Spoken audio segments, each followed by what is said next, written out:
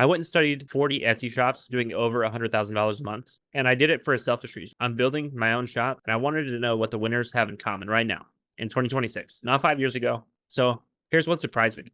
It wasn't the products. The products were all over the place. Boards, jewelry, art, digital stuff. It was 5 things underneath the products that kept showing up over and over. And once you see them, you can't unsee them. I'm going to give you all 5. And I can tell you what these patterns feel like from the inside because I built a shop that hit these numbers. Number 1 on Amazon Handmade, over 30 million in sales. I've been one of the shops you'd study. Real quick, honesty check, because I'd rather lose you now than lie to you. Nothing here is an income claim. And copying these 5 things guarantee you nothing. Most people who try anything make nothing, this included. This is just what I saw the winners doing. What you do is on you. Pattern 1. And it was the most consistent of all. The winners win on photos. Not the prettiest photos, the photos that get the click and make the sale. Almost every top shop has a hero image, the thumbnail that was clean, that filled the frame with the product, that was readable on a phone, and that looked like a set, not a random pile of pictures. The smaller shop, over and over, had the dark, cluttered product floating in space, words you can't read. So here's why this is the one I'd fix first. Your hero image is most of your click-through rate. And if nobody clicks, nothing else you do matters. I had one listing whose photos were worth conservatively $500,000 a year. So when I tell you the photos are the lever, I'm telling you from the bank account. The winners treat the photos like the most valuable asset in the shop because they are. Pattern 2.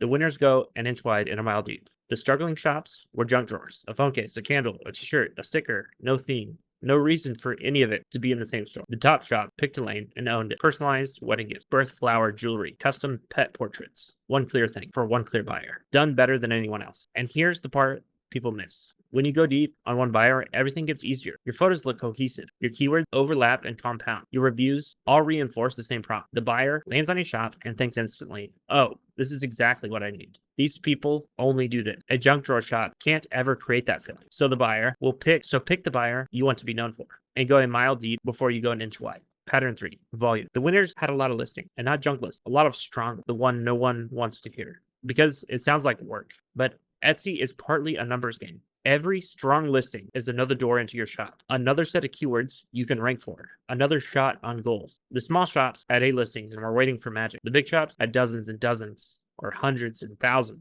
each one a real attempt. Here's the mind shift that matters. You will not guess your winners up front. You're going to be wrong about what sells. I was wrong consistently. You ship a lot of strong listings. You watch which ones get traction and you double down on those. Quantity breeds quality. Quantity is how you find the quality. You'll learn more from your first 10 real listings than from a year watching videos like this. Pattern 4. The winners engineer the order up.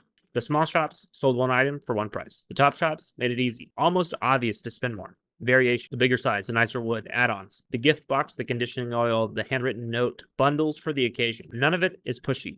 All of it helpful, because here's the math that runs every real e-commerce business. It costs the same effort to get the buyer in the door, whether they spend $25 or $75. So the winners quietly raise that number. A personalized item is perfect for this, by the way, because somebody buying a gift for a person they love is not trying to be cheap. They want it to be special. The winners give them ways to make it more special, and the order size climbs. That's often the difference between a shop that's busy and broke and a shop that's actually profitable. Pattern 5.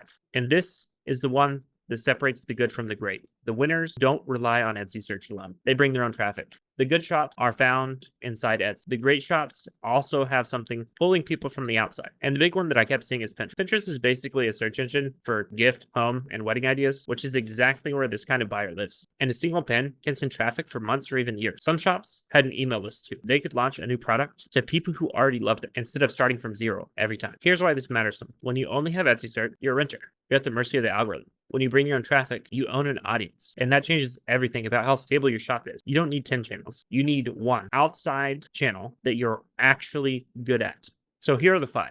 Photos that win the click, one buyer, a mile deep. A lot of strong listings, an order that climbs, and your own traffic coming from the outside. Notice none of that is a secret tactic or a loophole. It's just the fundamentals done relentlessly by people who treat this like a business instead of a hobby. Here's the good news, and the reason I'm excited to build. All 5 of those used to take a team or 1,000 hours. Today, a solo seller can do every one of them with AI doing the heavy lifting. The fundamentals didn't change. The cost of doing them just collapsed. So pick one of those 5 where your shop is weakest. Be honest with yourself and go fix it this week. That's how the winners were built. One fixed weakness at a time. Go do it.